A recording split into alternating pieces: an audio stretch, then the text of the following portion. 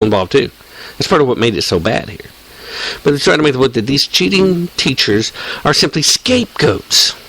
Last time I checked, if you actually commit the offense in question, you're not a scapegoat, you're guilty. Although scapegoats can be guilty, but if you're being scapegoated, the real guilt gets pushed aside to just one or two people, while other guilty people scot free.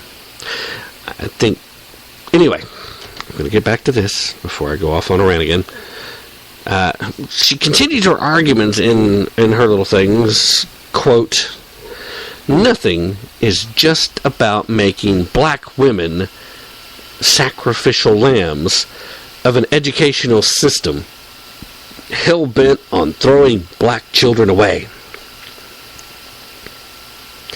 The images of their handcuffed black bodies being led in shame from the courtroom gives black parents angry about the misconduct of their children a convenient target for their angst and outrage over a failing system.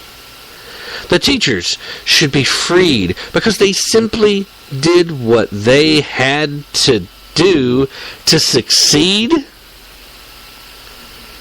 She even finished her piece writing, quote, "An attack on a black teacher is an attack on black children, black families, and black communities. We should stand in solidarity with these teachers and these students and say, not on our watch."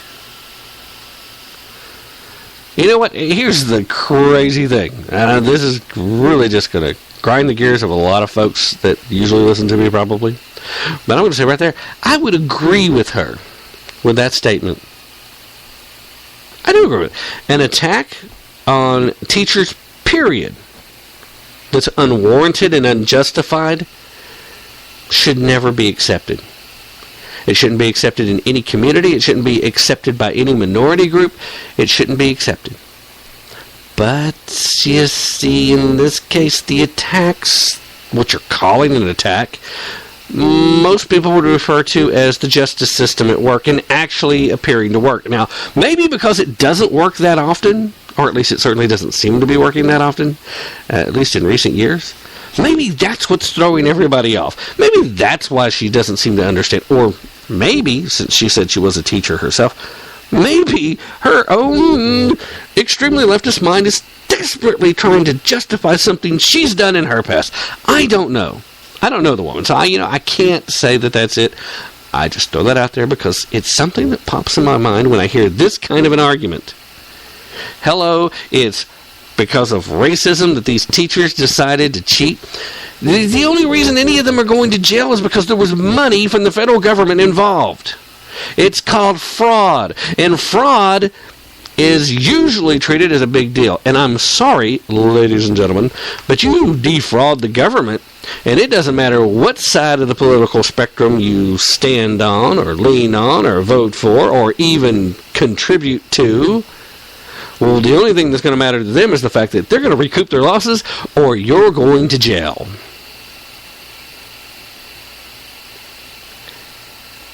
That's the problem. And that's the only reason anybody's going to jail here. That's the only reason anyone was arrested, because these teachers cheated.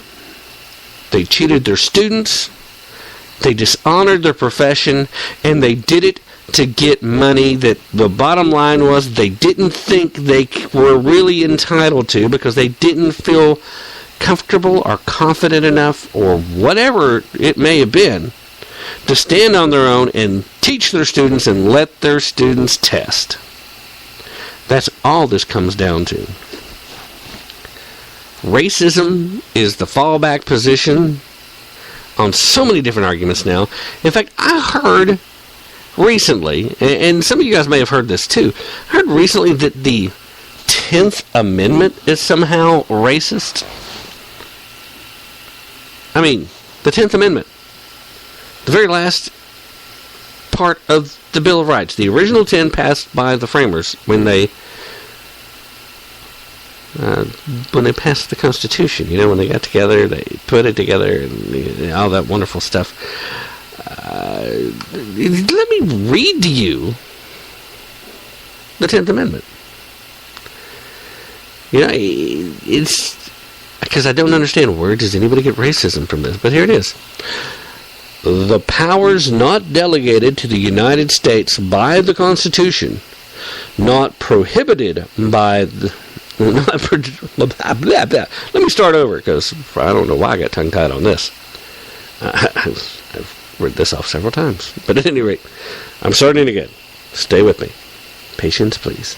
The powers not delegated to the United States by the Constitution, nor prohibited by it to the states, are reserved to the states respectively, or to the people.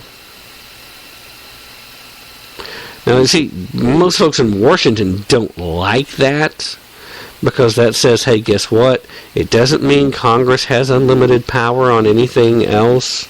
It means if we didn't tell you specifically here in the Constitution, then you don't have the authority to pass laws or regulate or be involved with anything outside of this and this alone. Where is the racism? What part of that is even remotely racist? I hear no reference to race. I hear no reference to any type of denial of rights. I hear no reference to anything that is even remotely... It's not even remotely offensive. It's pretty bland. It just says, hey, guess what? Sorry, federal government.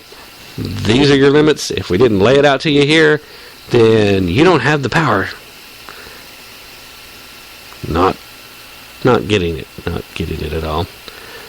But it's not the first case where racism is the battle cry and there's no sense to be made in the case. I mean, I don't know, crazy. Now, in case you didn't get this, a lot of folks, and I'm changing gears now in case you missed it. Going to cover another story real quick. This one, of course, I came across at the Daily Caller, but of course this one was making its rounds everywhere. It was on Fox. It was big news today. Although I got to tell you, if you've just been paying attention, this does not come as a surprise to you. The only real surprise is the fact that officials are stepping forward. Guess what? A former Department of Justice official has come out and acknowledged that non-citizens are getting registered to vote through the voter registration forms. When you go to get your driver's license and blah, blah, blah. Seems that local state government officials are registering non-U.S. citizens as valid voters, even when the non-citizens say they're not Americans on their voter registration forms. This, according to J. Christian Adams, who happens to be a former United States Department of Justice official in the Civil Rights Division. Now, he will be going in front of the Supreme Court in a brief later this month and showing that non-citizens are being registered to vote through the government's Motor Voter Program.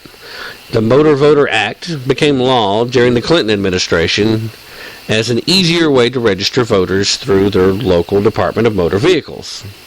You go to their offices, you're getting your driver's license.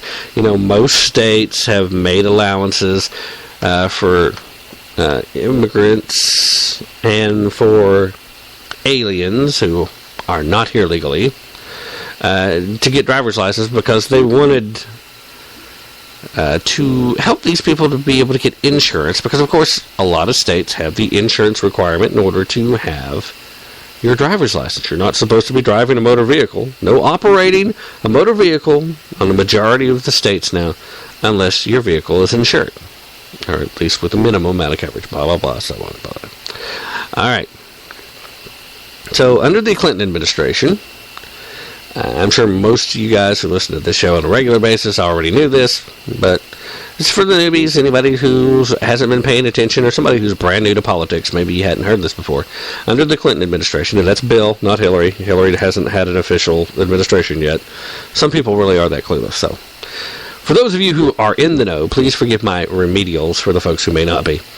Under the Clinton administration, they passed the bill that made it easy for you to go ahead and register to vote while you were getting your driver's license. So, unfortunately, Adams says that the program is failing to weed out those who are not American citizens. Part of the framework is every state on these forms has a section where you're supposed to fill out if you're a legal resident or not. And even the ones that say, I am not a U.S. citizen, well, actually, it doesn't ask if you're a legal resident, but it asks if you're a U.S. citizen. They would never ask if you're a legal resident, because who's going to check yes to that, right? Well, who's going to check no to that? Oh, I want to be deported. I'm going to say, no, I'm not a legal resident. Okay, so anyway, forgive my misspeak. I'll move forward. The bottom line here is that there are a ton of people that are actually checking, I am not a U.S. citizen.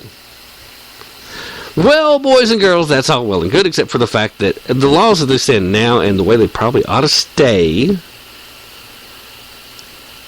because there's no reason to reward those who come here in a negative fashion, no matter how long they've been here.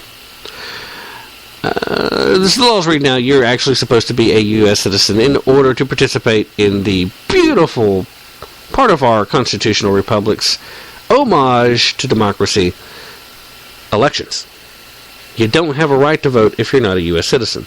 Now, you might make the argument that, oh, but they live here and they've got a stake too, they should have a voice. Yeah, okay. I challenge you to legally go about the process of trying to change the law. I promise you I will stand in opposition to you in that. But hey, guess what? That's what makes this country great. I can do that, and you can do what you're going to do, and it's still going to be up to who does the better job of reaching the most people and making the convincing argument, and that's the way things change. Now, according to Adams, quote, the bigger problem is that when they get those driver's licenses, there's a government social service agency that is compelled under motor voter to offer voter registration. For example, I'm representing a client, the American Civil Rights Union. We're about to file a brief to the Supreme Court that shows actual voters' registrations of people who got their voter registration forms that they're not citizens, but they're still getting registered to vote. Now, Adams says that they're going to file documents showing the names and addresses of non-citizens who are registered to vote, despite marking on the forms that they're not Americans. Now, Adams notified the Justice Department's voting section and public integrity offices of the issue in letters sent to both the DOJ divisions, but he says they have not acted on the information. Surprise. Now, the Daily Caller, which is where this article was located at, did send an inquiry to the DOJ, and also, big surprise, there was no response. Now, these will be the actual voter registration forms through Motor Voter that they'll be taking in front of the Supreme Court. The point is, because of Motor Voter in issuing these alien document cards, you're going to have non-citizens moving on to the voter rolls, and the Department of Justice is supposed to protect the integrity of elections by making sure that only legally authorized personnel are legally participating in the voting. The Department of Justice protects the lawless because there's a political benefit to this administration to allow lawlessness. They want it to happen. It tends to help Democrats Not sure why. Maybe all the promises of we'll fight for you and then we'll give you